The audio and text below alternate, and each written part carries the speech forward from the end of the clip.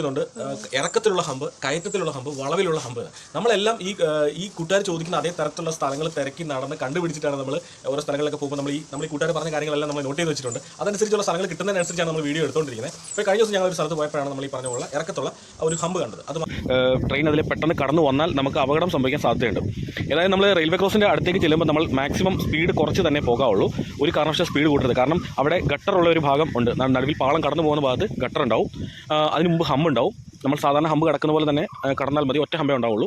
ഈ ഭാഗത്ത് എത്തുമ്പോൾ വലിയ വണ്ടികളൊക്കെയാണ് നമുക്കെതിരെ വരുന്നതെങ്കിൽ ഈ ഗട്ടറിൽ നിന്ന് നമ്മുടെ വണ്ടി തെന്നി ആ വണ്ടിയുടെ മുന്നിലേക്കോ അല്ല ആ വണ്ടിയിൽ മുട്ടാനോ ഒക്കെ സാധ്യതയുണ്ട്. അതുകൊണ്ട് നമുക്ക് നമ്മുടെ ഹാൻഡിൽ ബാലൻസ് കിട്ടുന്ന സ്പീഡ്, നമുക്ക് എത്ര സ്പീഡ് കാല് കുത്താതെ വണ്ടി ഓടിക്കാൻ കഴിയുമോ അത്രയും ചെറിയ സ്പീഡിൽ തന്നെ ഓടിക്കണം. തിരിച്ച് നമ്മൾ ഒരു ഹമ്പ് കടന്നിട്ടായിരിക്കും തിരിച്ചു വരിക. സാധാരണ ബ്രേക്ക് പിടിച്ച് ഫസ്റ്റ് ടയർ ഇറങ്ങി കഴിയുമ്പോൾ സെക്കൻഡ് ടയർ കയറുമ്പോൾ തന്നെ സാധാരണ ആക്സലറേഷൻ കൊടുത്ത് നമ്മളിങ്ങനെ പോരുന്നാൽ മതി. ഇപ്പോൾ നമ്മൾ കടന്നു പോയത് അത്ര വലിയ ഗട്ടറൊന്നും ഇല്ലാത്ത ഒരു സാധാരണ ഒരു മെയിൻ റോഡിലുള്ള ഒരു റെയിൽവേ ക്രോസ് ആണ്. പക്ഷേ ചില